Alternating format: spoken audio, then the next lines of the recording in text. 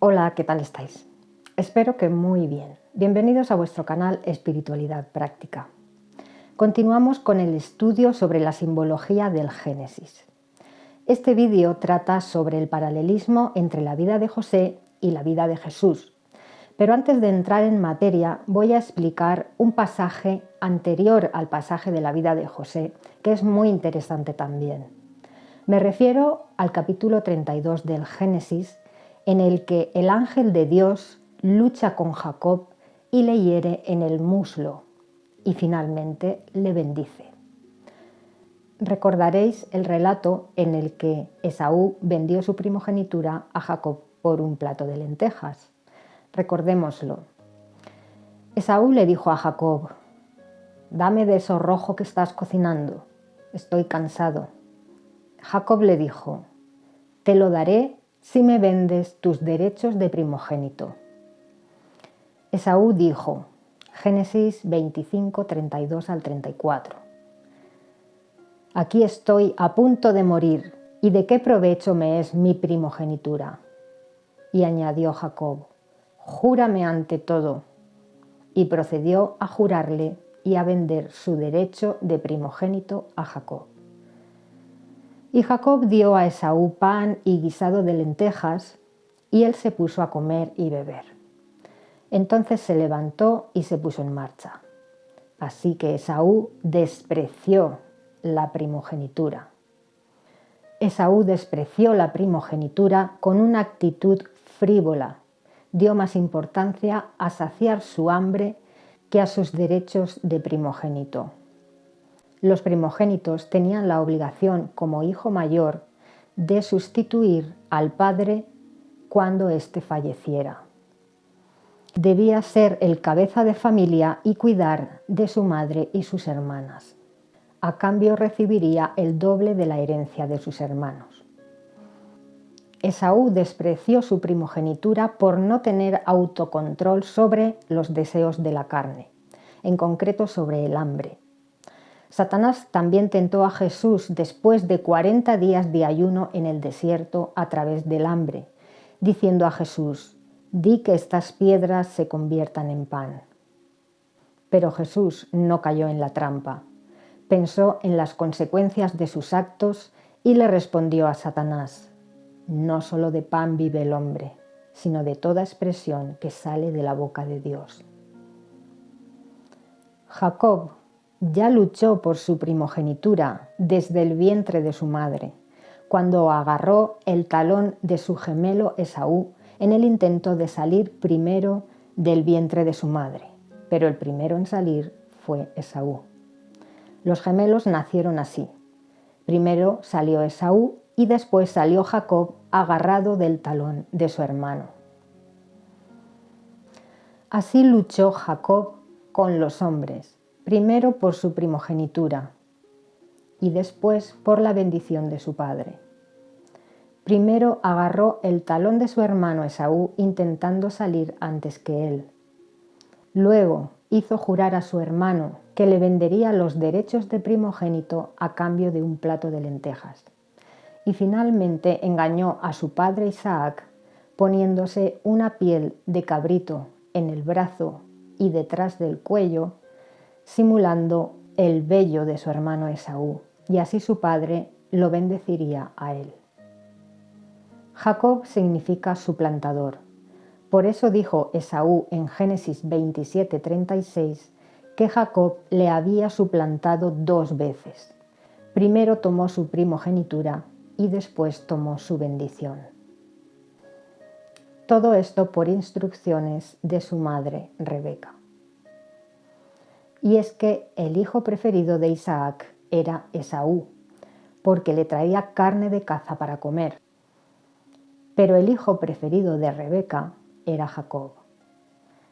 Así pues, Isaac no reconoció a Esaú cuando profirió la bendición en su lecho de muerte y lo bendijo pensando que era Esaú. Lo bendijo con la siguiente bendición. Génesis 27, 28 y 29.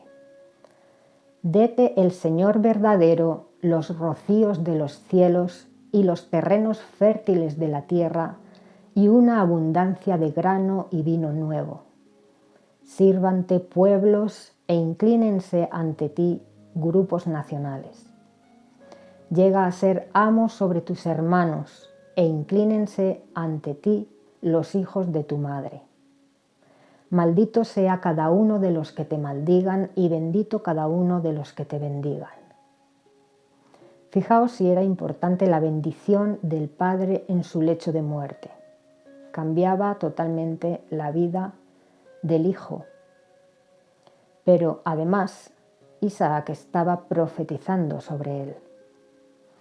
La enseñanza que extraemos de esta historia es que debemos poner primero el reino de Dios en nuestras vidas, no los deseos de la carne, y todas las bendiciones de Dios nos serán añadidas. Así lo hizo Dios con Jesús y con Jacob. Cuando Esaú se enteró de que su padre Isaac había bendecido a Jacob, lloró amargamente. Así lo narra Génesis 27, 34, 37 y 38. Dice: Esaú empezó a clamar de una manera extremadamente fuerte y amarga, y a decir a su padre: bendíceme a mí, sí, a mí también, padre mío. ¿No has reservado una bendición para mí? Pero en respuesta a Esaú, Isaac dijo: mira que lo he nombrado amo sobre ti, y a todos sus hermanos se los he dado por siervos, y grano y vino nuevo he otorgado para su sostén. ¿Y dónde hay algo que pueda hacer por ti, hijo mío? Entonces Esaú dijo a su padre: ¿solo una bendición tienes, padre mío? Bendíceme a mí, sí, a mí también, padre mío. Con eso Esaú alzó la voz y prorrumpió en lágrimas. De modo que en respuesta Isaac su padre le dijo: mira, lejos de los terrenos fértiles de la tierra se hallará tu morada, y lejos del rocío de los cielos arriba. De hecho, la descendencia de Esaú fue el pueblo moabita, en la actualidad los habitantes de Jordania, una tierra desértica. Versículo 41. Esaú dijo: van acercándose los días del periodo de duelo por mi padre. Después de eso, mataré a mi hermano Jacob. Rebeca escuchó esto y le dijo a Jacob: huye a donde Labán, mi hermano, y toma una esposa de las hijas de Labán. En este texto hay un paralelismo con el Nuevo Testamento, y es la similitud entre Esaú y las 5 vírgenes necias en la parábola de las 10 vírgenes. Fijaos, Esaú no dio importancia a su primogenitura, a su responsabilidad como cabeza de familia y el atender a su madre. Tampoco dio importancia a su doble herencia. Esaú le suplicó a su padre: bendíceme a mí también. Las 5 vírgenes necias tampoco dieron importancia al hecho de no llevar aceite de repuesto para sus lámparas, para poder atender la responsabilidad de acompañar a los novios hasta la casa del padre. Y cuando llegaron tarde, al igual que Esaú, y suplicaron al padre, al dueño de la casa: ábrenos la puerta a nosotras también. El padre les dijo: no os conozco. Cuidado con esto.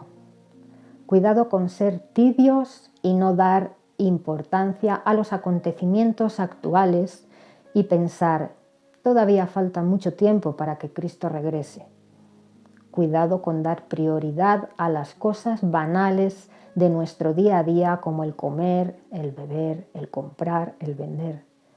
Porque si no estamos preparados, si no valoramos y ponemos en primer lugar el reino, llegaremos tarde y nos quedaremos fuera de la bendición de Dios, fuera de la casa y del gozo del Padre. Jacob hizo tal como le dijo su madre. Salió de camino a la casa de su tío Labán, en Harán. De camino a Harán, una noche tuvo un sueño. Soñó con una escalera que iba desde la tierra hasta los cielos. Conectaba la tierra y el cielo. Esa escalera representa a Cristo, el mediador entre Dios y los hombres. Arriba de la escalera estaba Dios y le dijo a Jacob que él le daría esa tierra, Betel, en Canaán, en Samaria. En Harán, Jacob tuvo que trabajar 7 años para poder casarse con Raquel, pero su tío Labán le dio gato por liebre y le dio por esposa primero a su hija mayor Lea. Qué curioso. Igual que Jacob dio gato por liebre a su padre cuando lo engañó haciéndose pasar por Esaú, ahora le ocurre esto mismo a él. Le cambian a Raquel por Lea. Eso es karma, la ley de causa y efecto. Y tuvo que trabajar otros 7 años más para poder casarse con Raquel. Además, Lea le daba muchos hijos, pero Raquel era estéril. Finalmente, Dios abrió la matriz de Raquel y ella dio a luz a José. Cuando José nació, Jacob se marchó de las tierras de Labán, su tío, porque Dios le dijo: «Levántate, sube a Betel y mora allí, yo te protegeré en el camino». Jacob obedeció a Dios y marchó hacia Canaán, hacia Betel. Y Jacob vio ángeles que lo acompañaban en el camino. Pero Jacob sabía que su hermano Esaú había salido tras de él después de guardar el duelo por su padre y lo buscaba para matarlo. Entonces Jacob tuvo miedo de que su hermano Esaú asaltara el campamento y dañara o incluso matara a su mujer o a sus hijos y a él mismo. Pero fijaos cuál fue la actitud de Jacob. Ante esta situación de peligro para su vida y la de su familia, porque Esaú venía con 400 hombres para matarlo, Jacob no reaccionó de forma violenta. Él era muy astuto, así que dividió el campamento en 2 y luego hizo algo muy poderoso. Oró a Dios. Puso la situación en manos de Dios. Pidió: líbrame, te ruego, oh Dios, líbrame de mi hermano Esaú. Dice Génesis 32:13. Y se quedó alojado allí esa noche. Y de lo que venía a su mano procedió a tomar regalo para Esaú, su hermano. 200 cabras, 20 machos cabríos, 200 ovejas y 20 carneros, 30 camellas que estaban dando de mamar a sus crías, 40 vacas y 10 toros, 20 asnas y 10 asnos adultos. Y dio orden a su siervo de salir al encuentro de su hermano Esaú y decir a Esaú: «Tu siervo Jacob te envía estos regalos. Aquí está tu siervo Jacob detrás de nosotros». Fijaos que la solución que empleó Jacob no fue atacar a su hermano por sorpresa y matarlo antes de que él lo hiciera, sino que venció el mal con el bien. Ofreció sus posesiones a su hermano y él mismo se declaró como su siervo en señal de humildad y reconciliación. Y esto, y su oración, agradó a Dios en gran manera. Esa era la forma en la que Jacob luchaba con los hombres, sin violencia, venciendo el mal con el bien. Jacob quedó solo por un momento y un hombre se puso a luchar con él hasta el alba. Jacob sabía que no era un hombre, sino un ángel de Dios. Pero el ángel se puso a nivel de hombre y luchó como si fuese un hombre sin usar su poder celestial. Sabemos que un solo ángel mató a 185.000 soldados asirios. Podéis leer esto en 2 de Reyes 19:35. Así pues, el ángel del Señor no quería matarlo, ni siquiera quería vencerlo. Quería demostrarle que su actitud con Esaú había sido la correcta y por ello había vencido a su hermano. Había vencido el mal con el bien, como dijo el apóstol Pablo en Romanos 12, 17 al 21. Dice: no paguéis a nadie mal por mal, procurad lo bueno delante de todos los hombres. Si es posible, en cuanto dependa de vosotros, estad en paz con todos los hombres. No os venguéis vosotros mismos, amados míos, sino dejad lugar a la ira de Dios. Porque escrito está: mía es la venganza, yo pagaré, dice el Señor. Así que si tu enemigo tuviere hambre, dale de comer. Si tuviere sed, dale de beber.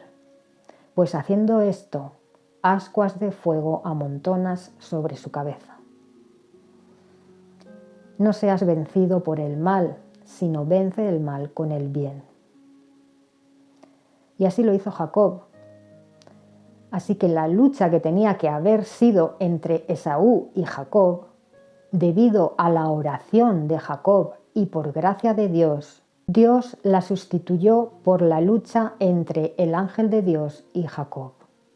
Y esa lucha la ganó Jacob porque su propósito fue vencer el mal con el bien, poniendo el problema en manos de Dios a través de la oración. La oración es algo muy importante para Dios. Es lo que permite que tengamos una relación íntima con nuestro Padre Celestial.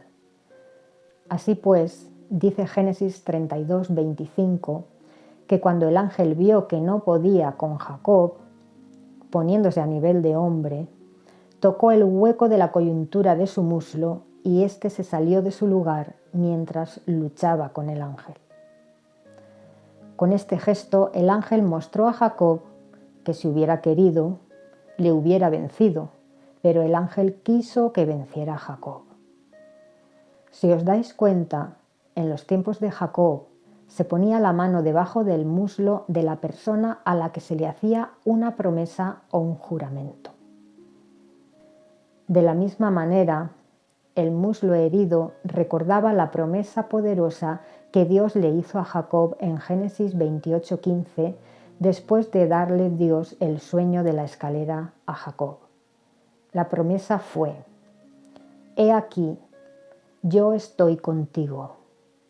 Yo te protegeré por donde quiera que vayas y volveré a traerte a esta tierra.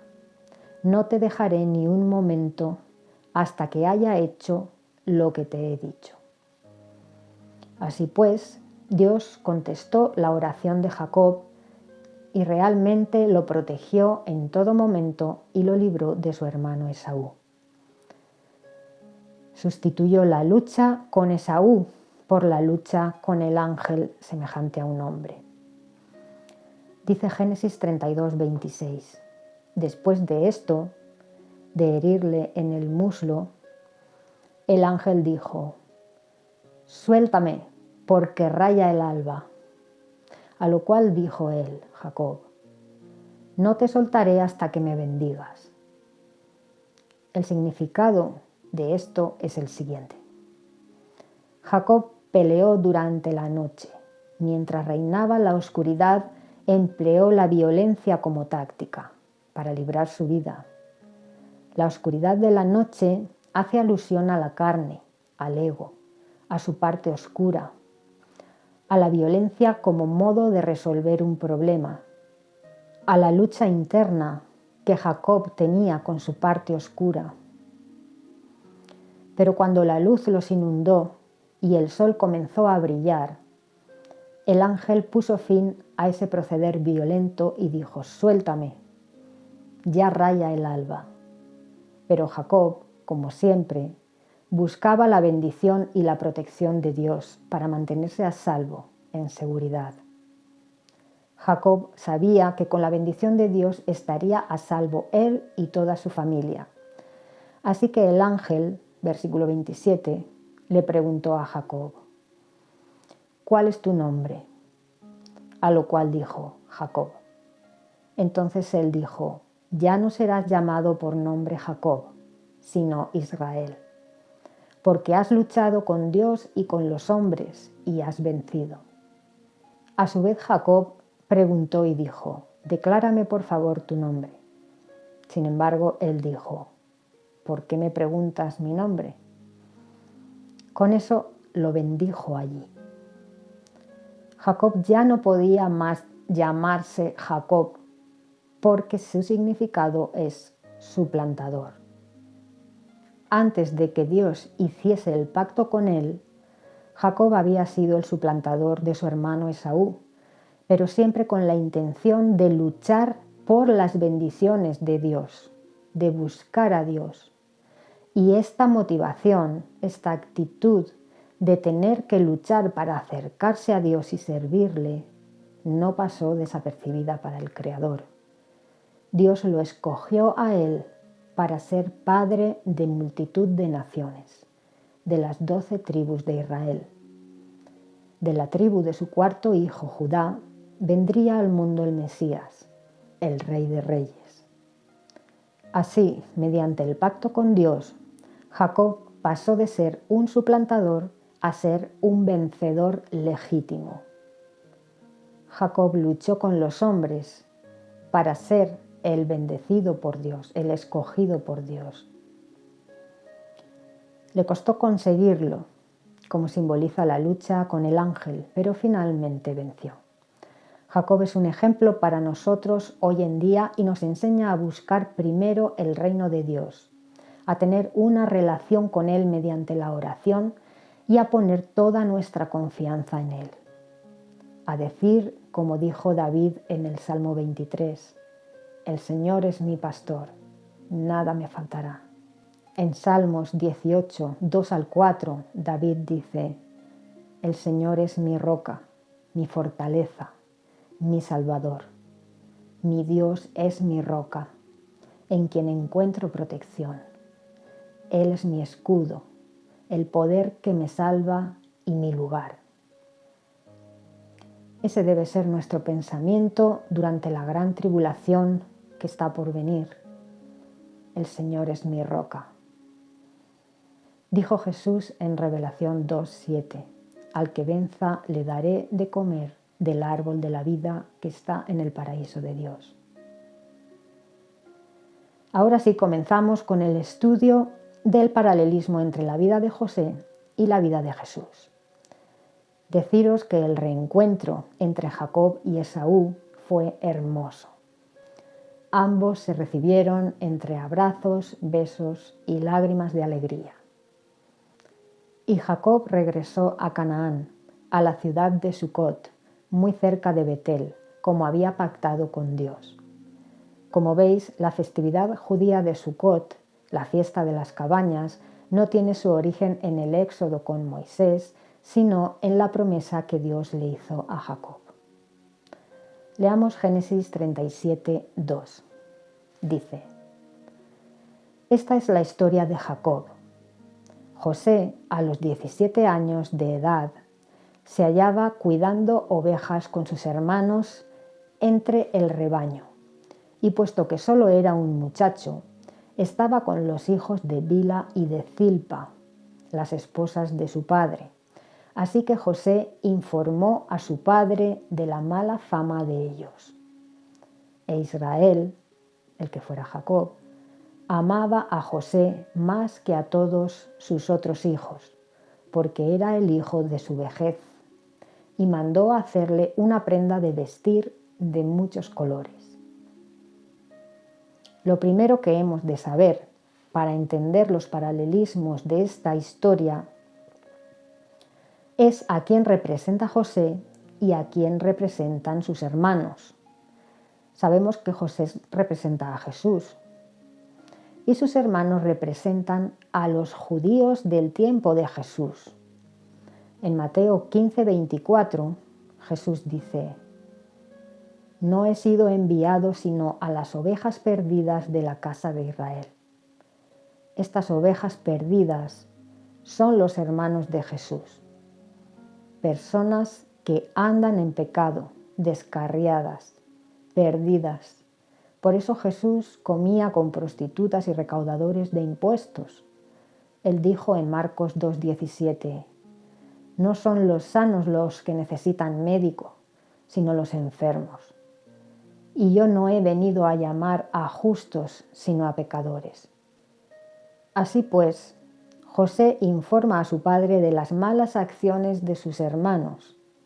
De la misma manera, Jesús informa a su padre de que hay muchas ovejas perdidas, muchos pecadores entre su pueblo, entre los suyos. Pero el Señor Jesucristo se ofreció para venir a la tierra y pastorear a esas ovejas perdidas de la casa de Israel, como dijo Jesús al Padre en Lucas 13, 8 y 9, hablando de la higuera que no da fruto, Israel. Dijo Jesús, Amo, déjala también este año, hasta que cabe alrededor de ella y le eches estiércol, y si produce fruto, bien, si no, la cortarás. Jesús vino a abonar y cuidar a esa higuera que no daba fruto y el Padre quería cortar porque era estéril. La higuera representa a Israel, pero esa higuera, gracias a Cristo, dio mucho fruto. Ya somos 2.300 millones de cristianos, siendo el cristianismo la religión mayoritaria en el mundo actualmente. Dice el texto que José era el preferido de su padre, al igual que Jesús era el hijo amado por su padre, en el que el Padre se glorifica y se goza, sin mancha ni arruga. No se cita en las Escrituras ninguna mala obra de José. José, a pesar de ser pecador como todo hombre, era un hijo ejemplar, obediente y correcto en su proceder. Sigamos leyendo. Génesis 37, 4. Dice, cuando sus hermanos llegaron a ver que su padre lo amaba más que a todos sus hermanos, empezaron a odiarlo y no podían hablarle pacíficamente. Lo mismo sucedió con los fariseos. Cuando Jesús decía que era el Hijo de Dios, se rasgaban las vestiduras y lo acusaban de blasfemia. Y cuando los fariseos, saduceos y maestros de la ley veían los milagros que Jesús hacía y que Dios estaba con él y las muchedumbres le seguían a él, le tenían envidia. Leamos Génesis 37, 5. Dice, más tarde José tuvo un sueño y se lo contó a sus hermanos, y ellos hallaron más razón para odiarlo. Les dijo, escuchen por favor este sueño que he soñado. Resulta pues que estábamos atando gavillas en medio del campo, cuando sucedió que mi gavilla se levantó y quedó enhiesta. Y sucedió que las gavillas de ustedes procedieron a rodear mi gavilla y a inclinarse ante ella. Y sus hermanos empezaron a decirle, ¿acaso vas a ser rey sobre nosotros? ¿O vas a dominar sobre nosotros? Así que hallaron nueva razón para odiarlo, por sus sueños y por sus palabras. Ellos sabían que los sueños eran dados por Dios y que Dios había escogido a José para profetizar a través de los sueños y le había concedido el don de la interpretación de sueños. Por eso le tenían envidia y lo odiaban, y también por el significado de su sueño. Después todavía tuvo otro sueño y lo contó a sus hermanos y dijo, miren que otra vez he tenido un sueño. Y resulta que el sol y la luna y 11 estrellas, sus 11 hermanos, estaban inclinándose ante mí. Entonces lo contó a su padre y a sus hermanos, y su padre empezó a reprenderlo y a decirle, ¿qué significa este sueño que has soñado? ¿Acaso yo y también tu madre y tus hermanos vamos a venir a inclinarnos a tierra ante ti? Y sus hermanos se pusieron celosos de él, pero su padre reflexionaba sobre lo que había dicho. Esta es otra similitud entre José y Jesús. Ambos profetizaban por el Espíritu Santo de Dios. Versículo 12. Luego sus hermanos fueron a apacentar el rebaño cerca de Siquem. Poco después Israel dijo a José: ¿No están tus hermanos cuidando rebaños cerca de Siquem? Ven y déjame enviarte a ellos. Ante esto él dijo: Aquí estoy. De la misma manera, el Padre Celestial envió a su Hijo amado a la tierra, a las ovejas perdidas de Israel, porque andaban como ovejas sin pastor. Y Cristo, a pesar de que había de beber de la copa de sufrimiento y morir crucificado, dijo: Aquí estoy. Hágase tu voluntad y no la mía. Versículo 14. De modo que le dijo: Anda, por favor, ve si tus hermanos están sanos y salvos, y si el rebaño está sano y salvo, y tráeme palabra de vuelta.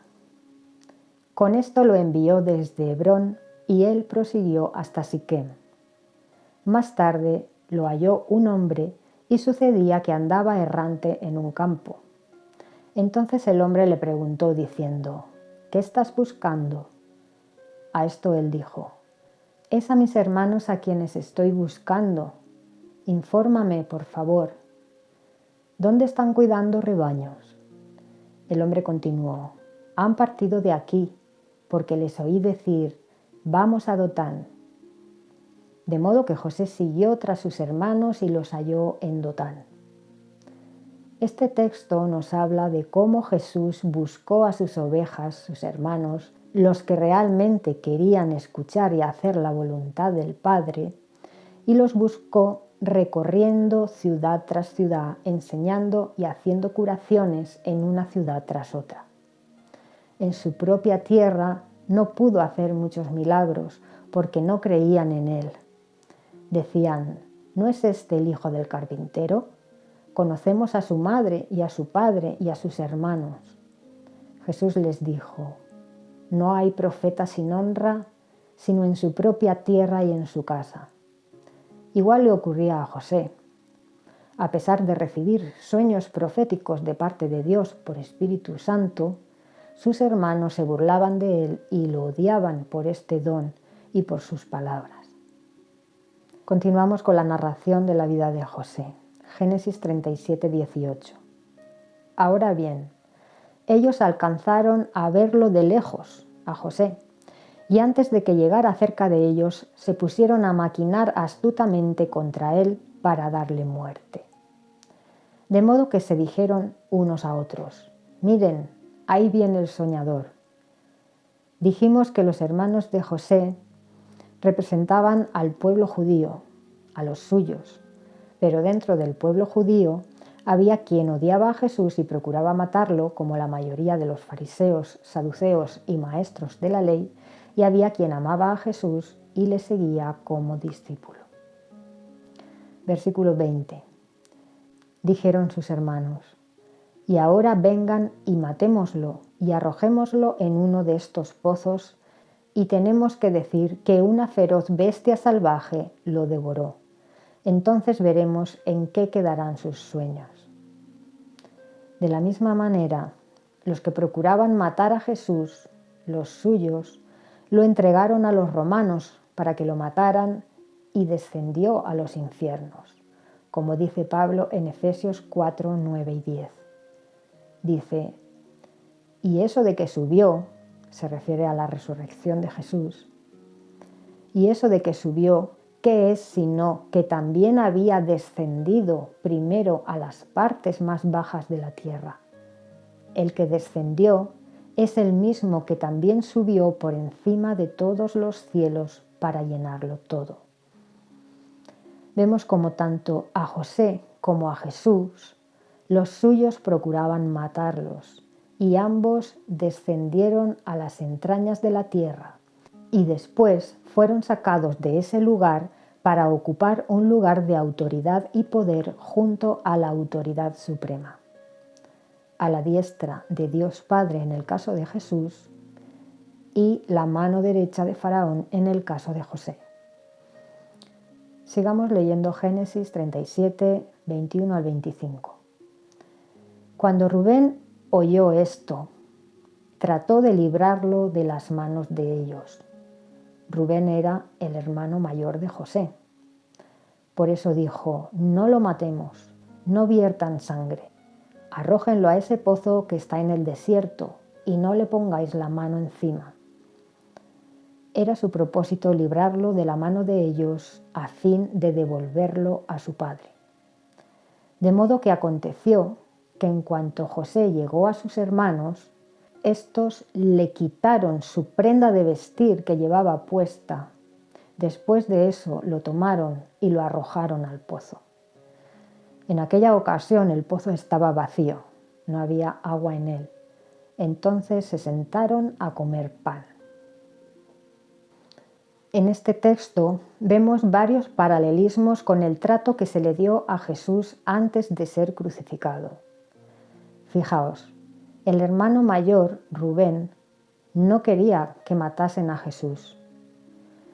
De igual manera, Pilato interrogó a Jesús y no encontró falta en él y no quiso matar a Jesús. Quería que fuese indultado por su pueblo. Leamos esto en Marcos 15:9. Pilato les respondió y dijo: ¿quieren que les ponga en libertad al rey de los judíos? Fijaos, dice, pues se daba cuenta que por envidia lo habían entregado los sacerdotes principales. Al igual que José, Jesús fue odiado y entregado por sus hermanos, por el pueblo judío, por envidia, por ser el escogido y amado por su Padre, y porque las muchedumbres le seguían a él, dejando de seguir a los fariseos, saduceos y maestros de la ley. Rubén, en la historia de José, hace el papel de Pilato intentando que no maten a José. Al ver que el pueblo judío no quería indultar a Jesús, Pilato se lavó las manos y dijo, Mateo 27, 24 y 25, soy inocente de la sangre de este hombre, ustedes verán. Ante esto, todo el pueblo dijo en respuesta, venga su sangre sobre nosotros y sobre nuestros hijos.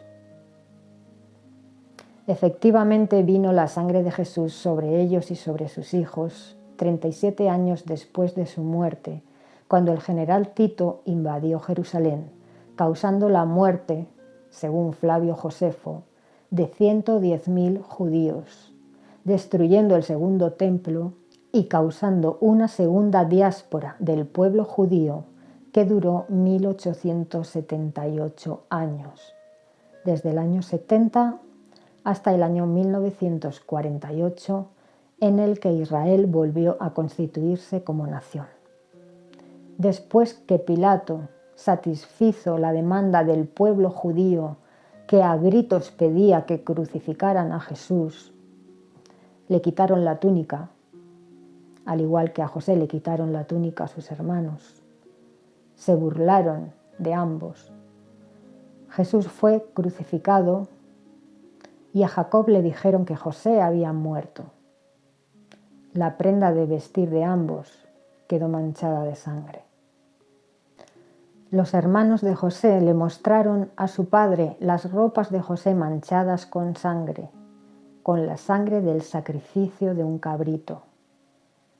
De la misma manera, las ropas de Cristo fueron manchadas con su sangre, la sangre del sacrificio del Cordero de Dios. Pero ¿qué significado tienen las túnicas de las que fueron despojados José y Jesús? La túnica de José fue un regalo muy costoso de su padre. Era una túnica de colores que mostraba a todos que José era el preferido de su padre. Sus hermanos odiaban a José y a su túnica, y por eso se la quitaron. Dice la Escritura que las vestiduras blancas de los santos, de lino fino, blanco y limpio, son los actos justos de los santos. Cristo se despojó de sus vestiduras celestiales cuando, estando en la forma de Dios, en la forma de un Elohim de naturaleza divina, no consideró aferrarse a esto, a saber, que debiera ser igual a Dios. No, antes bien se despojó a sí mismo y tomó la forma de un esclavo y llegó a estar en la semejanza de los hombres. De esta manera se despojó Jesús de sus vestiduras celestiales, de su túnica celestial, tomando la forma de un hombre. Aunque él era sin mancha ni arruga y su túnica era blanca y limpia, como hombre no tenía la luminosidad que alcanzó en la transfiguración, donde sus ropas se convirtieron en pura luz. La transfiguración fue una muestra de Cristo viniendo en su reino, como dijo a sus discípulos. Jesús se humilló ante su Padre haciendo su voluntad y de ningún modo quiso hacerse igual a Él. Se rebajó tomando un cuerpo denso de carne, despojándose de su cuerpo divino para realzar la superioridad de su Padre y hacer su voluntad al precio que fuese. Hasta aquí el estudio de hoy. Espero que os haya sido de utilidad la información. Nos vemos en un próximo vídeo donde continuaremos con el relato de la vida de José y estudiaremos el paralelismo con la vida de Jesús. Gracias por escuchar la palabra inspirada. Un abrazo.